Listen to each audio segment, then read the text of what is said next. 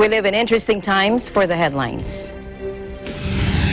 In order to suppress and control the epidemics, countries must isolate, test, treat, and trace. That is according to WHO's chief, Tedros Ghebreyesus, as he warns of a second wave of infection. Italy reported nearly 500 new deaths from the novel coronavirus, the highest one-day official toll of any nation. And in Brazil, nationwide, opponents and supporters of President Jair Bolsonaro banged pots and pans from their windows in rival demonstrations on how the far-right leader handles the COVID-19 pandemic in the country.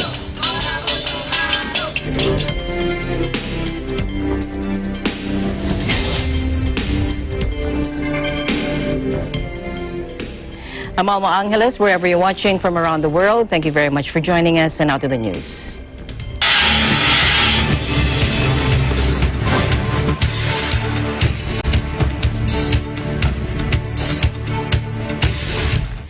First up, in order to suppress and control the epidemics, countries must isolate, test, treat, and trace. That is according to WHO's chief Tedros Adhanom Ghebreyesus in an update on the ongoing COVID-19 pandemic.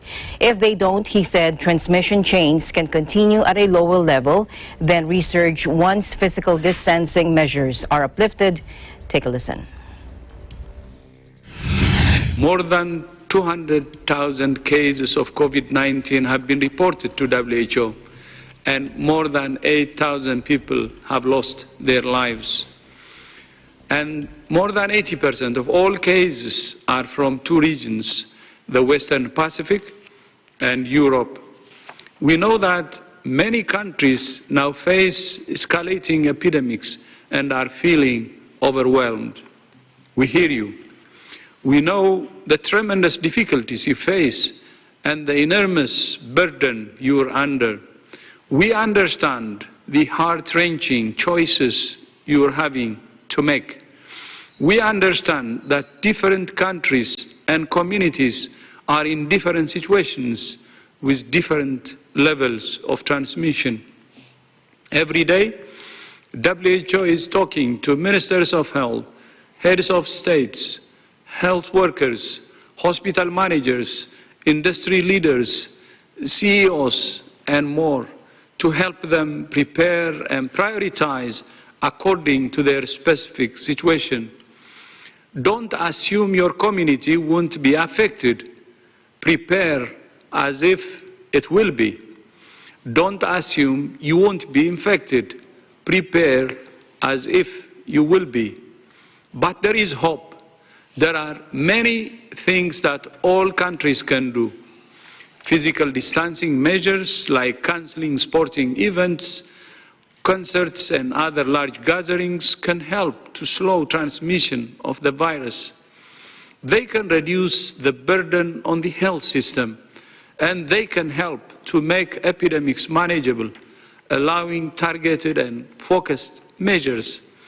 But to suppress and control the epidemics, countries must isolate, test, treat, and trace. If they don't, transmission chains can continue at a low level, then resurge once physical distancing measures are lifted. WHO continues to recommend that isolating, testing, and treating every suspected case and tracing every contact must be the backbone of the response in every country. This is the best hope of preventing widespread community transmission. Most countries with sporadic cases or clusters of cases are still in the position to do this. Many countries are listening to our call and finding solutions to increase their ability to implement the full package of measures that have turned the tide in several countries. But we know that some countries are experiencing intense epidemics with extensive community transmission. We understand the effort required to suppress transmission in these situations, but it can be done. A month ago, the Republic of Korea was faced with accelerating community transmission, but it didn't surrender. It educated, empowered, and engaged communities. It developed an innovative testing strategy and expanded lab capacity. It rationed the use of masks. It did exhaustive contact tracing and testing in selected areas. And it isolated suspected cases in these designated facilities rather than hospitals or at home. As a result, cases have been declining for weeks. At the peak, there were more than 800 cases, and yesterday the report was only 90 cases.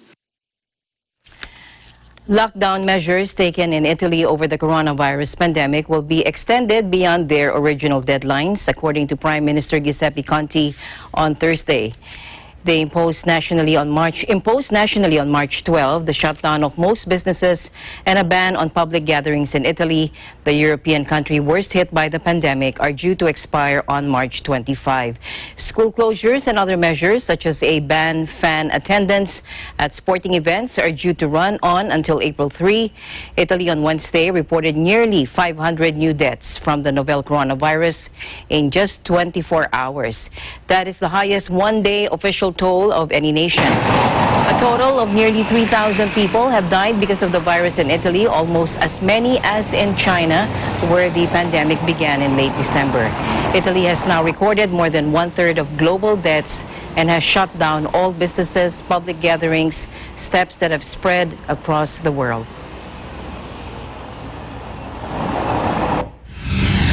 Meanwhile, French President Emmanuel Macron on Twitter called for further financial solidarity within the Eurozone after the European Central Bank announced a 750 billion euro bond buying scheme to contain the economic damage from the virus. Full support for the exceptional measures taken this evening by the ECB.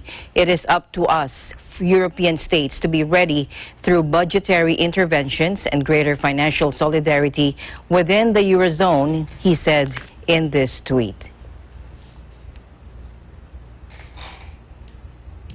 To Britain now, where Prime Minister Boris Johnson had initially chosen a different path, followed the lead of his other European counterparts. He said schools would be shut nationwide starting Friday. Therefore, need schools to make provision for the children of these key workers who would otherwise be forced to stay home. And they also need to look after the most vulnerable children. This will mean that there will, of course, be far fewer children in the schools, and that will help us to slow the spread of the disease. And these measures are crucial to make sure that the, as I said, the critical parts of the economy keep functioning and public services keep functioning. The reason for this is because of the effect it can have just to knock down further the transmission, put some delay into the system, put some brakes into the system of the transmission of this disease, to bring it down, to protect those people who might get the much more serious version and end up in intensive care or on a ventilator. So that's obviously we're going to try to keep it to an absolute minimum, as you can imagine, try and get things going again as fast as we can. But our judgment right now is that this is the moment to provide further downward pressure, as I say, on that upwards trajectory of the virus by taking that step for epidemiological reasons alone, whilst doing what we can, as I said, to protect our ability to keep the NHS going by delivering. It's a subject that's been banished. It's been done. It's a strong subject that's being regularly discussed, I can tell you, in country at the moment, and we're getting on with, there's legislation in place that I have no intention of changing. The death toll in Britain has topped 100. And lawyers were cautioned to steer clear of the Prime Minister's weekly question time amid warnings that Parliament was a particularly infectious area. Some 25 MPs, including a cabinet minister, are already thought to have isolated themselves. Meanwhile, the King of Spain, Felipe VI, addressed the nation on the coronavirus response. He urged Spanish people to adapt their ways of life and behavior to the advice of authorities and the recommendations of experts in order to beat the virus. Spain has recorded over 13,700 confirmed cases of the coronavirus and nearly 600 deaths, the bulk of them of elderly patients. Meanwhile, German Chancellor Angela Merkel issued a dramatic appeal to citizens. She said, not since the Second World War has our country faced a challenge that depends so much on our collective solidarity. This, she said, as you see here in a television address, although her 15 years in office have been marked by blows like the financial crisis, the 2015 refugee crisis, and Brexit, the veteran leader has never taken to the airwaves to address citizens directly outside of traditional New Year's greetings. German authorities have shut down schools, many businesses, and public spaces in recent days in increasingly desperate attempts to stem the spread of the virus. The country has, however, stopped short of ordering people to stay home, in contrast to tougher restrictions introduced in France, Belgium, Italy, and Spain. Instead, Germans have continued to go outside to enjoy the spring sunshine and even socialize, even holding Corona parties. Although Merkel did not announce any tougher measures in her speech, she said that could change at any time. Germany has recorded 10,999 cases of the coronavirus, according to official data, with the number of newly reported infections rising by 2,801 in a single day. 20 people have died from the viral infection, data from the Disease Control Agency Robert Koch Institute showed. North Rhine-Westphalia remains the worst-hit state with 3,033 COVID cases, up 661 from a day ago.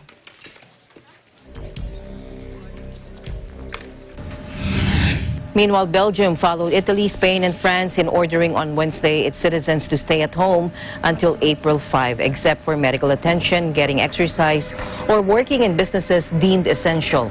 Austria and the Czech Republic have also taken strict confinement measures. Greece and Italy have imposed a 14-day quarantine on all arrivals. Athens, Greece, has also applied confinement measures in camps for migrants. People returning from the main coronavirus hotspots must stay at home for 2 weeks in Croatia, Estonia, Latvia, Norway, Russia, and Slovakia. European Union leaders agreed to impose an entry ban on travelers from outside the bloc for 30 days. Meanwhile, the EU's chief Brexit negotiator, Michel Barnier, has the coronavirus. This he announced on Twitter. Take a look. He said, I tested positive yesterday for COVID-19. I'm as well as I can be, strictly confined to my home. Barnier, 69 years old, said in a video posted on his Twitter account, I'm fine, morale is good, added the former French foreign minister, who is in France. I naturally am following all instructions, as does my team. My message to all those who are affected or currently isolated, we will get through this together.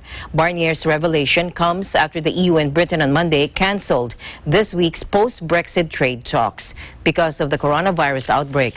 Officials had been discussing plans for a video conference instead of face-to-face talks in London. Britain left the EU on January 31, but both sides agreed a transition until the end of 2020 to allow them to negotiate a new partnership. Meanwhile, President Trump announced the closure of the U.S.-Canada border to non-essential travelers as the coronavirus epidemic intensified in both countries. But he also said that trade would not be impacted. In Ottawa, meanwhile, Canadian Prime Minister Justin Trudeau said, after speaking with President Trump by telephone, travelers will no longer be permitted to cross the border for recreation and tourism. Let's listen in. And no tipping point. It's just that we want to, We want to isolate from the standpoint we don't want people coming into contact, because that's the way we're going to win this war. That is so important. And we both thought it was time. Now, it's not affecting trade. It's non-essential. It's non-essential crossings. It won't affect trade at all. And it was just something we thought would be good for both countries. The northern border. Yeah. When you say temporary, which is what you said in your tweet, does that mean 30 days? I would say 30 days, and hopefully at the end of 30 days, we'll be in great shape. We talked about exactly that this morning, President Trump and I, to ensure that indeed our economies and our people that are so interconnected in so many different ways will be able to ensure the smooth flow of goods and essential materials and medication across the border. The shutdown of the 8,891-kilometer international boundary, the longest in the world between two countries, as the number of confirmed virus cases in the U.S. surged past 6,500 with 115 deaths. The U.S. is Canada's #1 trading partner, with some 200,000 people and an estimated $2 billion worth of goods crossing the border each day. Meanwhile, earlier today, the governor of the U.S. territory of Guam issued an executive order prohibiting all gatherings in order to prevent the further spread of the virus in the island. But for one young woman, she tries to stay positive by focusing on her studies and keeping herself busy. For more, here's Micronesia correspondent Irish Dale Radam. Erin Joy de la Cruz is a working college student attending Guam Community College. As a local resident, she is no stranger in being always prepared for disasters like typhoons and currently the coronavirus pandemic, in which the territory already has 8 confirmed cases. Kind of like typhoon, you get all the canned foods, you get toiletries, necessities that you need, just, to prepare ourselves for the worst outcome. No, I think it's best to always over-prepare rather than to not be prepared for it. And then you end up panic-wise. You don't want to panic. Yeah. So. Eagle News got to spend some time with her at her favorite hangout, where she has noticed some changes but immediately understood the situation. Well, I think they're just also preparing for the worst outcome too, and they want to also be safe on their end as workers. But also, if they don't work, I think in their perspective, they're going to be losing out on money, and then it's going to also cause a panic for not being able to pay for bills or anything, or getting necessities like what we need, like sanitations or toiletries or stuff like that. Erin Joy also strives to stay focused, especially in her studies, while adapting to her school's changes, such as her classes going completely online. So basically how GCC is doing it is we're all doing everything by online now, so we don't interact with other people while they shut down the schools and stuff. Is it good for you? Do you like it? Well, I'm more so of a hands-on learner, so it's kind of harder for me in a way, but I guess it also helps because you have more time on your hands to prepare for this. Yeah. Finally, despite limited opportunities nowadays due to closures or restrictions, Erin Joy tries to keep herself busy with some outdoor activities. I think as students, I think it's better just to get our minds off of what's happening around the world than to be cooped up at home and just start like a mini panic attack. That's my thoughts on it, because when I was at home all day yesterday, all I can think about was what's happening, what's going on, and you kind of don't really stay home the whole 24 hours, so you kind of get like cabin fever, Especially with people who like go out and they work and they go to school and they have other things to worry about. Meanwhile, the governor of Guam has ordered an island-wide lockdown effective until March 30th, with hopes to prevent contamination of residents from outside visitors. Reporting from the island of Guam, Irish Dale Radam, Eagle News. We live in interesting times. Thank you, Irish Dale. Now let's go to San Francisco. Let's check out the area where Don Orozco arrived there and tells us that the Bay Area was so different when he last left. Don?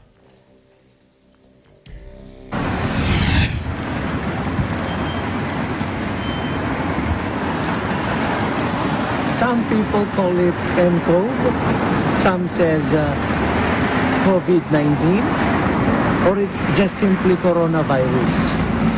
I am here in front of City Hall of San Jose, and I will be reporting to you live, giving you some situationers on what's going on around the Bay Area from San Francisco all the way here in San Jose, Silicon Valley. So join me as we go around and see for ourselves the effect of coronavirus here in the Bay Area. I left Manila last Saturday, March 14. Not that I was scared of the COVID-19 virus, but more so because of necessity. And as soon as I arrived in San Francisco, everything seems to be normal. Immigration and airport officials are all on hand manning their posts. It was a breeze in getting through immigration, and my luggages are all ready for pickup. The reporter in me overshadowed my fear, so I went around and checked what is going on around the Bay Area and start here at the San Francisco airport. The weather is quite different from what I was experiencing in the Philippines. If it was 90 to 100 degrees centigrade dyan sa Philippines, it was 9 to 10 degrees here in California. So I went around the gates of the San Francisco International gates and saw that there were too few people in the check-in counter. Surprisingly, and really not surprising, is the Philippine airline check-in counter. At this time, around 8 p.m. is the busiest time for the crew working on passengers that are checking in. But I was told that due to the government's pronouncement on lockdown, majority of the passengers canceled their trip, so they just don't want to be stuck or hang in Metro Manila. That is why when I spoke to one of their officers there who wanted to remain anonymous, they said that they are going to have a very light trip back to Manila. Also that night, traffic was very light until Sunday the following day when I went around San Jose and Silicon Valley. So as soon as I went out, I checked out and I see there's free-flowing of traffic. As a matter of fact, there were only a few vehicles that is going around the airport. The following day, Sunday, I checked out the San Jose Mineta Airport and went to its departure and arrival area. So when I was traveling around the airport, there seems to be not much activity as flights, I have learned, have been canceled from around the area. So I said that maybe it is really high time for me to go on travel. I decided to go around some sports facilities as well, because normally those are the places that are very much crowded on a Sunday. Surprisingly, in Levi Stadium, there wasn't no activity at all. Based on the videos that I am showing you, it is empty and it is actually closed. This is apparently in response to the cancellation of the NBA games when league officials found out that one of its key players was tested positive for coronavirus. So the NBA canceled its games and almost league followed suit. I found out that it was a player in the name of Rudy Gobert who plays for Utah Jazz and is a French national who is afflicted with coronavirus. So after which, I actually went to Sub Center in downtown San Jose. Usually, again, it's a Sunday and it is not just a sports facility because it is also a place where plays and concerts are being held there. But due to the pronouncement of the Santa Clara County officials, everything has been canceled. What is promising is that the final video that you will all see as I show to you, mall goers, that is the Valley Fair Mall, which is known to have high-end stores, you will see on the video that not even one is wearing a mask, which means there are still people like me who feel that if there is a negative effect on what is going on right now, there will always be a positive side to it. The positive side for us here is everything is now on sale. Woo! Woo! From practically all merchandise and accessories, except toilet papers. They already ran out. Panic buyers. What do you do with the toilet papers? It's a completely different Bay Area. From a bustling city, it has become a ghost town practically. There is even one victim of coronavirus who reportedly has never left the country, never left the county, never left the city, but still is inflicted with coronavirus. That is the situation here in Santa Clara County, here in Silicon Valley. Reporting live for COVID-19, liwanagin natin. This is Ton Orozco.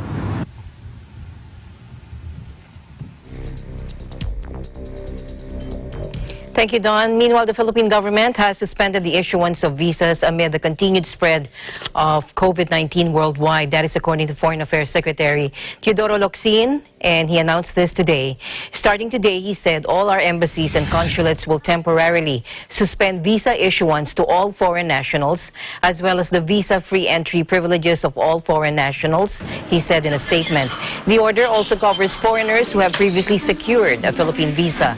In a previous tweet, Locsin said the move is one imperative step forward, a total ban on incoming foreign visitors of all nationalities with no exceptions. Meanwhile, he clarified that outgoing travel, except for Filipino tourists, remains allowed. The Interagency Task Force for the Management of Emerging Infectious Diseases had earlier lifted the 72-hour window for individuals departing overseas.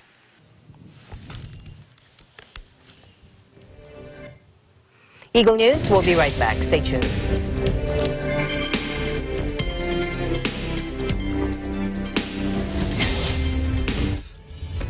Home to millions of species.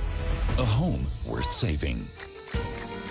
Global Ideas tells stories of creative people and innovative projects around the world. Ideas that protect the climate, boost green energy solutions, and reforestation. Using interactive content to inspire people to take action. Global Ideas, the environment series of Global 3000. ASEAN in Focus, Monday to Friday, 2 to 2:30 p.m.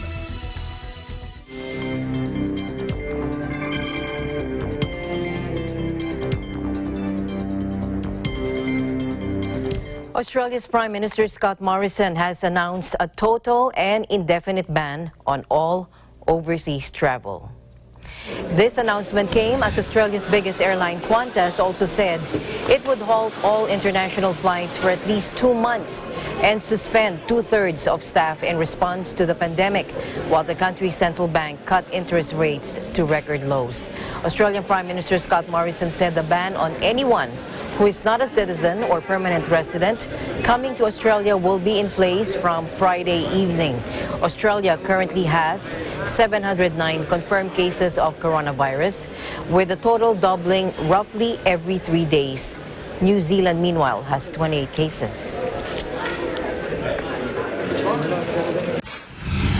And in New Zealand, Prime Minister Jacinda Ardern has closed the country's borders to all but residents and citizens. Ms. Ardern said the measures would also ban visa holders. Prime Minister Ardern said all cases of coronavirus in the country had come from overseas. She said New Zealand had also told cruise ships not to visit the country until at least June 30, while New Zealanders were being advised to avoid all non-essential travel overseas. Meanwhile, Paulo, New Zealand reaches out to Filipino migrant workers amid tighter travel restrictions due to the COVID-19 pandemic. We have an update from Greg Besa. Greg?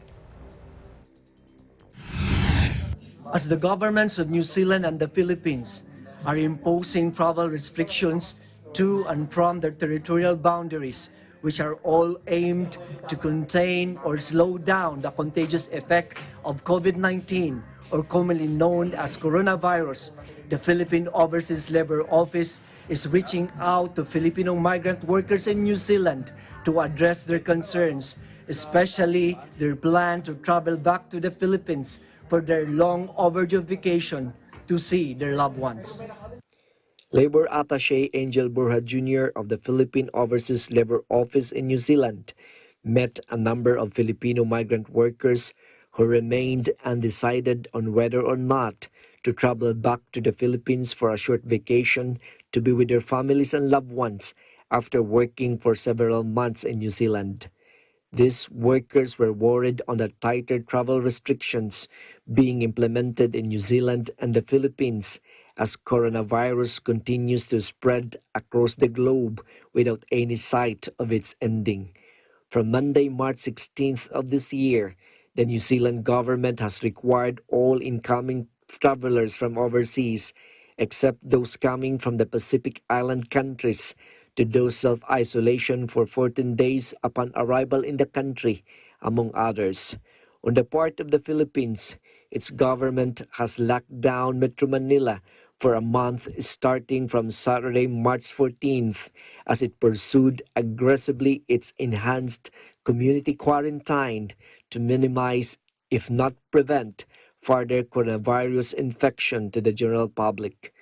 After analyzing the possible consequences of traveling back to the Philippines while the travel restrictions in both countries are still in effect, Labor Attaché Borja advised the workers to hold their planned vacations in abeyance until such time that the threat of the coronavirus subsides, if not totally eliminated. I'm very glad to have been invited to this forum of with a group of workers who are asking about information that would give them a good decision on whether to go home or not in the light of the spreading pandemic disease called COVID-19. And the advice that the embassy gives to these workers who are planning to go home at this time when the ravages being caused by the COVID-19 virus is spreading throughout the world is for them to, if possible, postpone their trip to the Philippines and stay put in where they are in their work sites, so that they may be able to minimize the effect on them personally.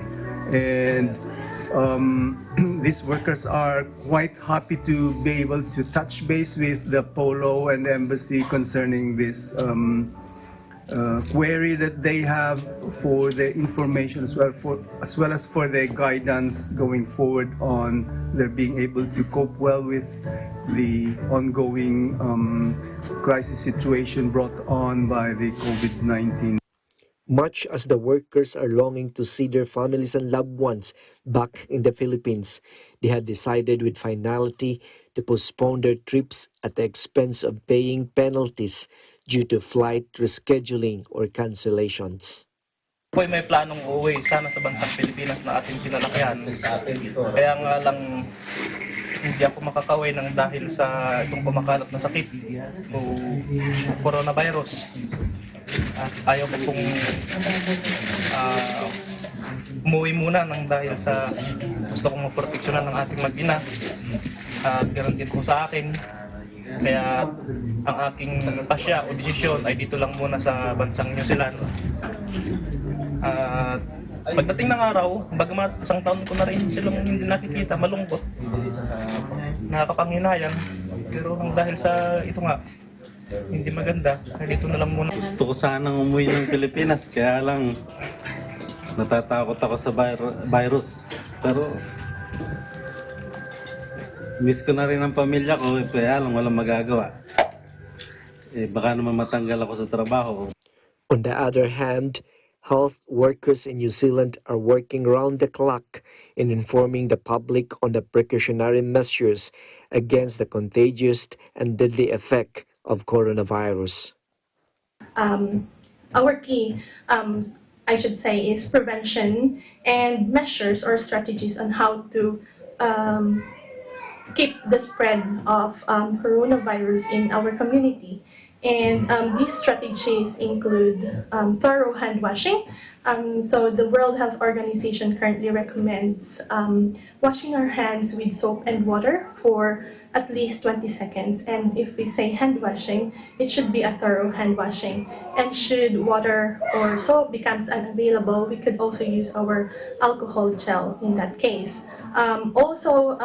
We should also remember our coughing etiquettes, which means don't sneeze out in the public or use tissues or use our elbows to cover our mouth when we are sneezing.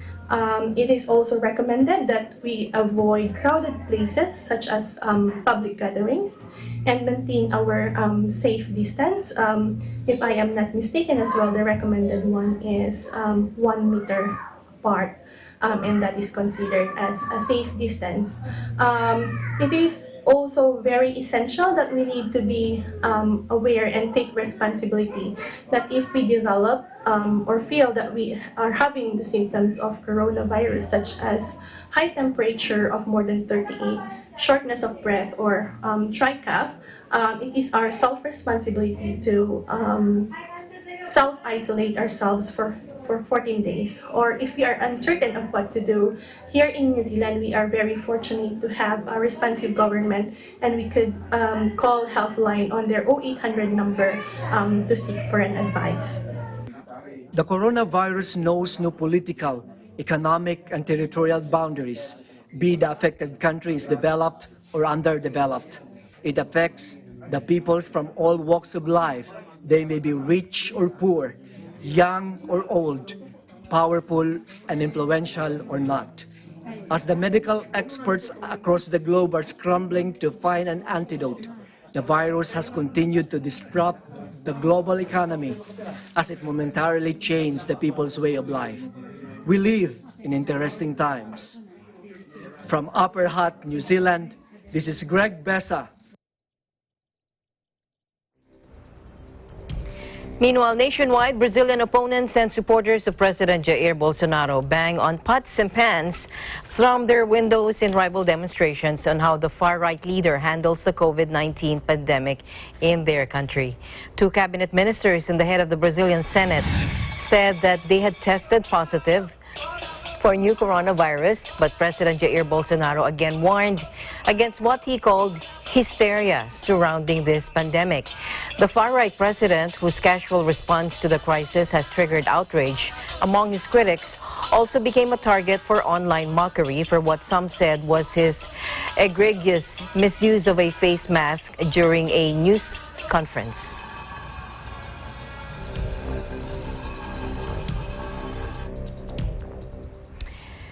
Meanwhile, Russia gathered the first death of a patient, or registered rather, the first death of a patient infected with the coronavirus on Thursday.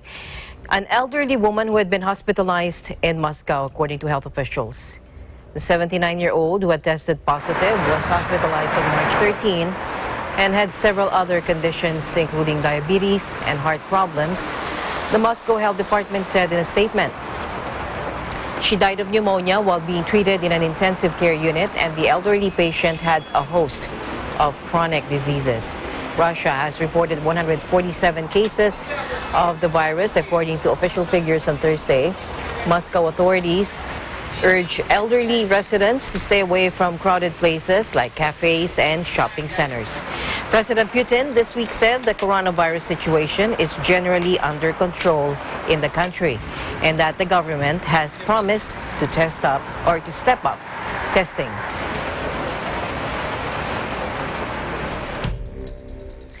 And in China, the National Health Commission said that China has reported 0 new domestic confirmed case for the first time, marking a major milestone in its battle against the coronavirus pandemic. Take a look.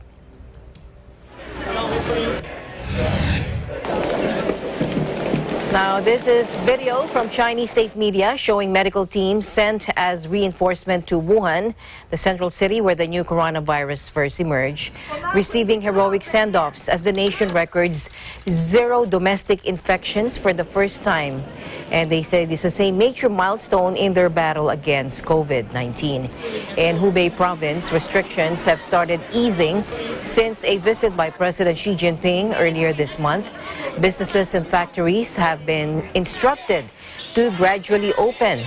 On Wednesday, Hubei authorities announced they were partially opening its borders to allow healthy people from low-risk areas to leave the province if they have jobs or residences elsewhere. This also excludes Wuhan. Life has slowly started to return to normal in the rest of the country, with people back at work, factories up and running, and schools in some regions resuming or preparing to go back to class. But there is concern about a second wave of infections due to an influx of cases abroad, with an average of 20,000 people flying into China every day. Beijing and other regions are now requiring most international arrivals to go into 14-day quarantine in designated hotels.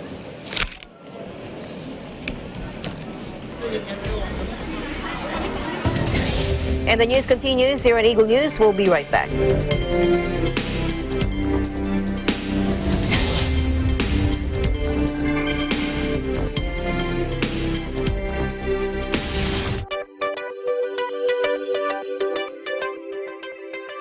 Net25 is now available on OSN, the largest entertainment network in the Middle East and North Africa. Watch your favorite Net25 shows on OSN Channel 725, same day as the Philippines. Net25 shows live and on demand anytime, anywhere, on any mobile device on OSN Play.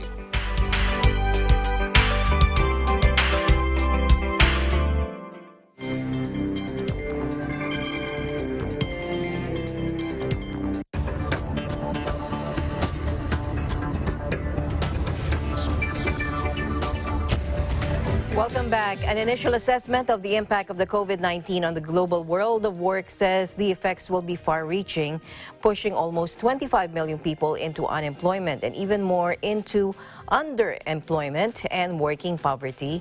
That is according to the International Labor Organization, or ILO. However, if we see an internationally coordinated policy response, as happened in the global financial crisis of 2008 to 2009, then the impact on global unemployment could be significantly lower. Let's listen in. Well, the figures the ILO's put out today are that in 2020, this pandemic could cost us, on different growth assumptions, between 5.3 million jobs in the best case scenario, up to nearly 25 million jobs in the worst case. And just put that in perspective, in the 2008-2009 global financial crisis, we lost 22 million jobs. So you see, potentially at least, we're in the same territory as we were back then. I think the real thing we have to all keep in mind is there's nothing inevitable about all of this. So much depends on our capacity to put in place the right policy responses. Look, I think we need to act, the ILO thinks we need to act in three areas. Firstly, and I think many workers, many enterprises are living through this today, we have to get things right at the workplace. So we have to protect workers, basic occupational safety and health considerations, the right sort of safety material has to be available. Then we have to look at alternative ways of working, telework, which is now coming to many of us. We have to get this right at the level of the enterprise. And then nationally, we need to support enterprises in difficulty, and let's face it, we know that big enterprises and small ones are facing real difficulties in keeping on going as their revenues are being broken off. We have to protect jobs as well. Workers and employers need to negotiate together on how to retain people in their jobs. All of this has to go on. We have to make sure that social protection is available to everybody who needs it. If you're being asked to self-isolate because of this pandemic, you need to be sure you've got sick pay that you can rely on in those circumstances. And then, and finally, you know, in situations when labour markets and economies are under such pressure, We need the right fiscal, the right monetary policies. And we're seeing many governments actually applying, and in quite big quantities, the right types of fiscal stimulus. But what I think we need to look to now is a type of global coordination, the international common purpose that was so evident in 2008, 2009, indeed with the creation of the G20. And, you know, and through the G20 in those very difficult times, we actually made sure that the worst did not happen. We did not have a 1930s scenario. And I think that lesson has to be applied in our current circumstances. We have some very dark prospects ahead of us, but it's not inevitable, and a great deal depends on our capacity, our common purpose, to make sure that the worst scenario does not materialize.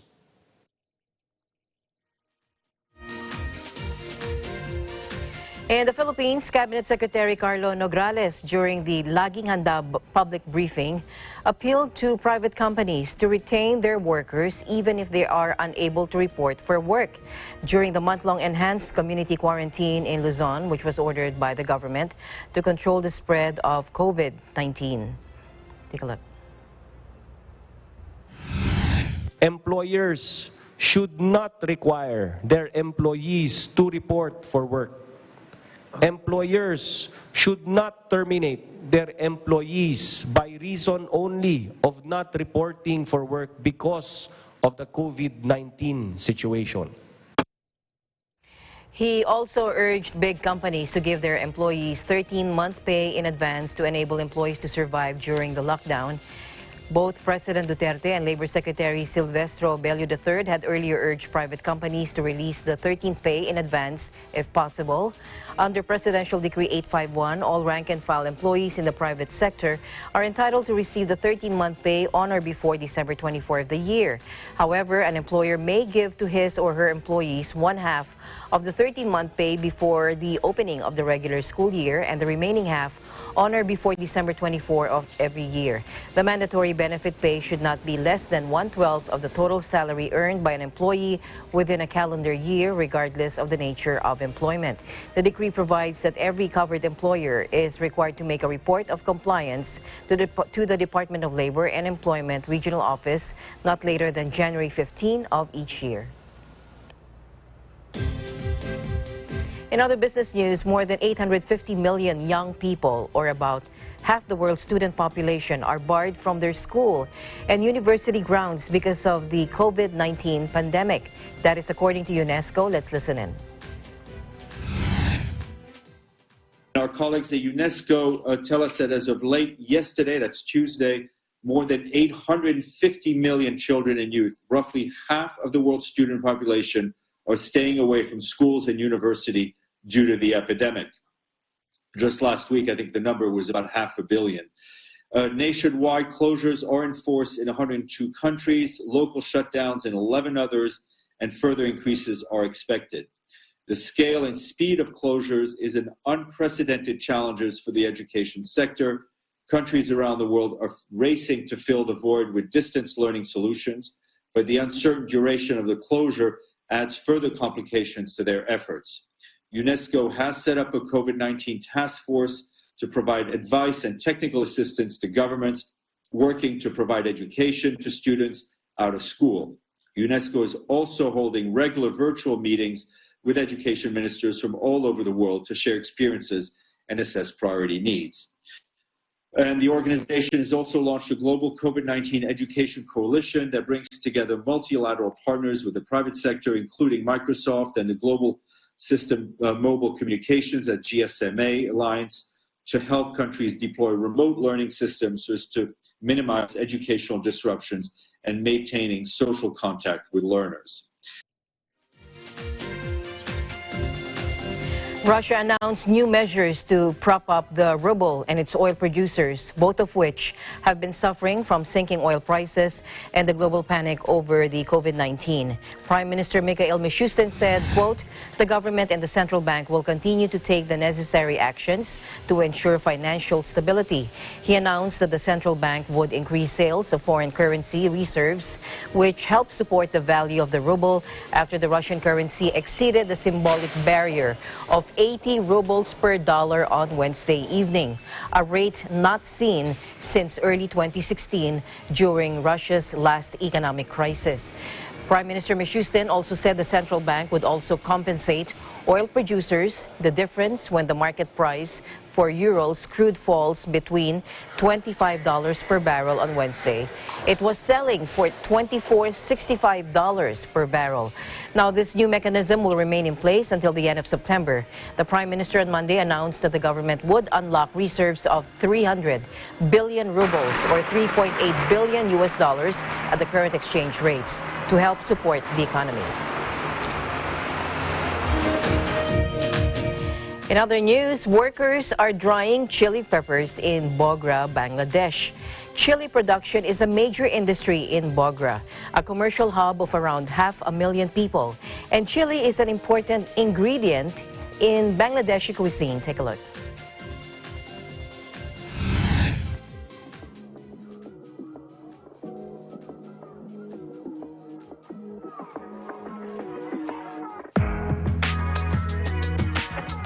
আমি কৃষির লোক, আমি কৃষি ফসল করি, মরিচের ফসল নিজেই করছি, করে মনে করেন যে সেটা পাকাছি, পাইকা আমতরা নেবাদে তুলে আবার মনে করেন যে সেটা শুকে আমতরা বাছাই করতেছি।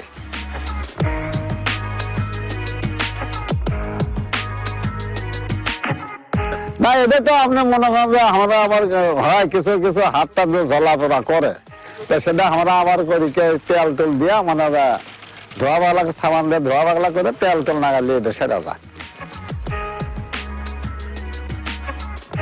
7,000 টাকা মন এটা বর্তমানে বিক্রি করে আমাদের খরচাপাতি আছে, সেগুলো সব বহন টহন করা Naga.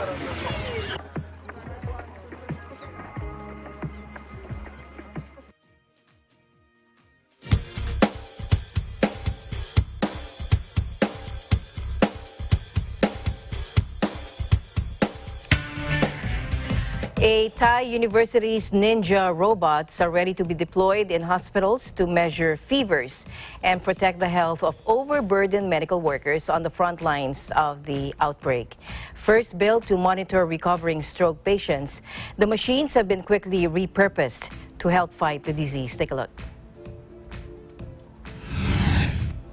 Possibility that they will infected by COVID virus, something like that. So they can stay away, they can stay outside the restricted room and use this machine to communicate.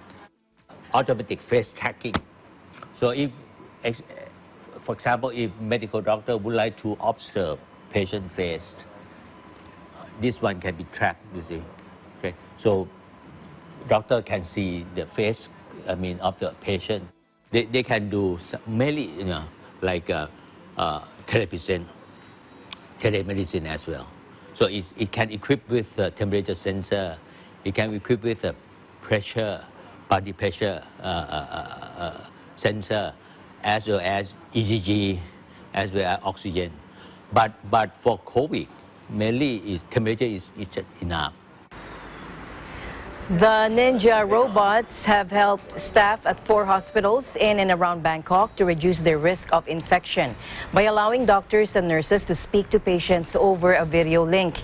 His engineering team is racing to build more ninjas, known as such because of their matte black exterior, for another 10 hospitals around the country. Thailand has more than 200 confirmed COVID-19 infections, including at least 1 death. More than 40 have recovered and been discharged from hospital. Authorities recently ordered the closure of bars, massage parlors, and entertainment venues to help prevent new cases. New rules also require visitors entering the country to produce a health certificate. Officials have so far stopped short of imposing the full lockdown seen in other countries in a bid to contain damage to Thailand's crucial tourism sector.